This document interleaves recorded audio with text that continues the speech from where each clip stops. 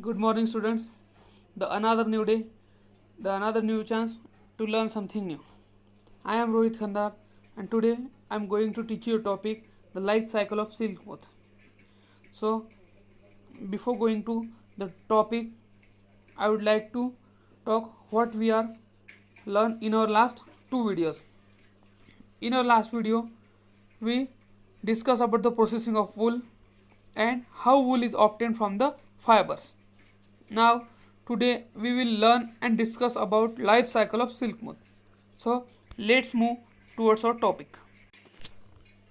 Before talking about the introductory part of our chapter, I would like to tell you an important fact about the silk moth. The lifespan of a silkworm is only about 2 months, means it is not live more than the 2 months. The life cycle of silk moth has four stages. So first, we will talk about the introductory part of our topic. The first point here is the life cycle of silk moth starts when a female silk moth lays egg. Means when the female silk moth has give a number of eggs, then from there the life cycle of silk moth is begin. The second one is the caterpillar or larvae are hatched from the eggs of the silk moth. After the cracking of that egg, the caterpillar or we can say the second name larvae are hatched from the eggs of the silk moth. It means the silk moth gives the birth to the new ones. The silkworm feeds on mulberry leaves and give rise to a pupa. It is feed on the mulberry leaves, means the food of the silkworm, primary food, we can say that the primary food of the silkworm is mulberry leaves. The silk thread means yarn is obtained from the silk moth's cocoon, and after the pupa stage the next stage is cocoon, and from that cocoon stage we will get the silk thread. The life cycle of silkworm is explained below in the details. Now after that slide we will talk about the history of the silk and then discuss the life cycle of silk moth in different stages. Whenever there is a creativity are in front of us, firstly we are like to know about the history of it. Here I am going to tell you the history of silk. The first point is the silk was discovered around 3500 BC in China, means it is the productivity of China. First point is the silk was discovered around the 3500 BC in China. BC stands for the before Christ. Before starting the standard market for the silk and all other types of the fiber, for a long time silk was shipped to other parts of the world through the trade. Means it is shipped to the other parts of the world, country or country to country through the trades. Technological advancement and new developments had enabled manufacturers to produce different types of silk from different silkworm on the basis of luster and texture. When the peoples are known about the technology and advancement, they got a new chance to create something different for the peoples who are use silk or fabric, and they produce different types of silk from different types of silkworm on the basis of luster and texture. The luster means the smoothness of that silk. Here I have underlined that 2 points. The most common silk that is used to produce silk is mulberry silk. It is the common silk moth that is used for producing the silk. The rearing of silkworm is known as the sericulture, means to produce the silk from different ways. In term of definition we can say that it is known as the sericulture. Rearing of silkworm is known as the sericulture.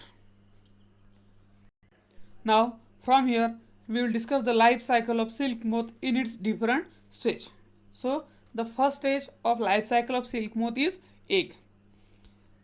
In introductory part I had said you the female silk moth has lays a number of eggs. Now we will look the first point. An egg is the first stage of the life cycle of silkworm. We can say that the egg is the first stage of life cycle of silkworm. The egg is laid by the female moth, which is mostly the size of small dots, means it is the small size of the small dots. A female moth lays more than 350 eggs at a time. It gives rise to a egg 350 eggs at a time, means it gives a more number of eggs at a time. For hatching, it takes the 2 weeks of time, means in about 2 weeks the eggs are fertile.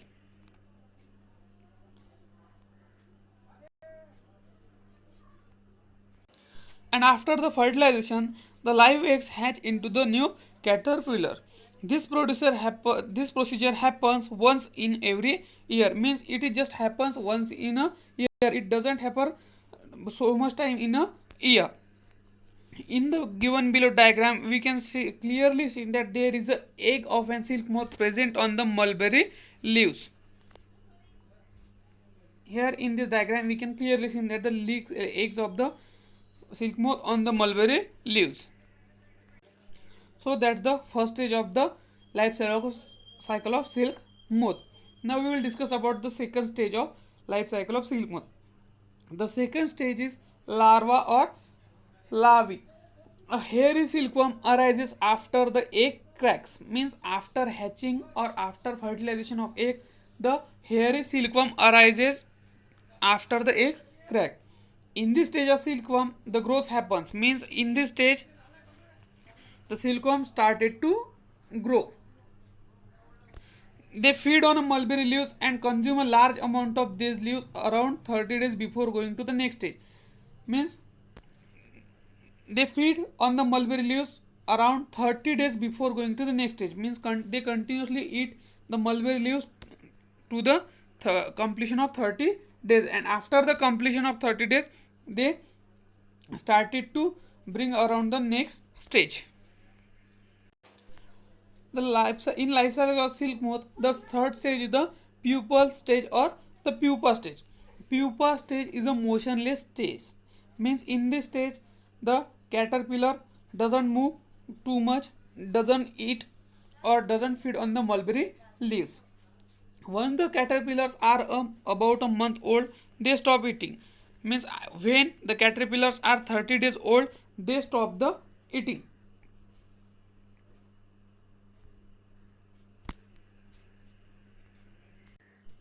On a stage when the caterpillars stop eating, this stage is called the pupal stage. This stage is clearly known as the pupal stage.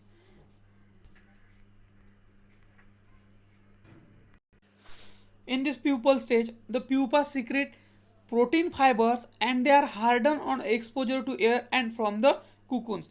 After the pupal stage, or in the pupal stage, we can say that the pupa secrete different types of protein fibers, and when they are come in contact with air and exposure, it forms a hard cocoons.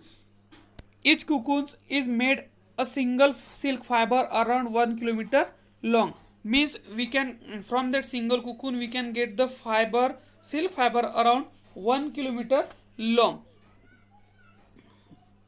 In the given diagram, we can clearly say that there is a cocoons is made up of pupa secretion of proteins of pupa, and from that we can get the single silk fiber around 1 kilometer long. The fourth and last stage in the life cycle of silk moth is the moth. Now in this stage, the pupa changes into an adult moth. Means in this, before going to the moth stage, the pupa is about the 30 days old, and after the 30 days old it changes into an adult moth. The caterpillars develop in the cocoons and become moths, and inside the cocoons from the exposure they hardens. After contacting in the air, they forms the cocoon, and inside that cocoons the caterpillar develop into the moths.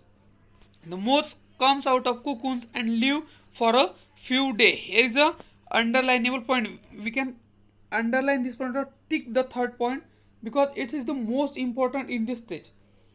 The life cycle of silk moth is just for a few days, and after the making pupal from pupal stage to the moth comes out of cocoons and live for only few days, means it doesn't have a life cycle of very long days, or it doesn't have a very big life cycle. The female moths lay after mating, and thus the life cycle of silkworm begins. The female moth lays egg after mating, means mating means the another process of fertilization in terms of the silkworm, and after that mating the life cycle of silkworm again begins. So students, here is in front of you the diagram showing the life cycle of silkworm, means we can clearly understood from the diagram what today we are learn. The first stage we are talking about the egg stage, second one is the larvae stage, third one is the cocoon, and fourth one is the moth or adult moth. And the arrow showing on the each diagram is denoted how the life cycle of silk moth starts or begin, or how it is ends. So students, that's the life cycle of the silk moth. Now we will look some characteristics of the silk. Now what are the characteristics that makes the finest and greatest of all fibers? The silk is extremely elastic. It is means stretchable and smooth and finest of all fibers. There are different types of fibers present on the earth, but silk is one of the most, that is extremely elastic, smoothest and finest of all the fibers. The second one is the it can be dyed easily and takes the highest luster, means there is no problem in the dyeing of silk, means it can be easily dyed with different colors. It can be dyed according to our need. Third one is the silk is the strongest natural fiber. Silk is the strongest natural fiber and can be stretched to almost 25% of its original length. Here is another characteristic that makes the silk extremely smoothest and finest of all fibers, that are it can be stretched to almost 25% of its original length. It can be stretched to almost 25% of its original length. So that's are the some characteristics of silk.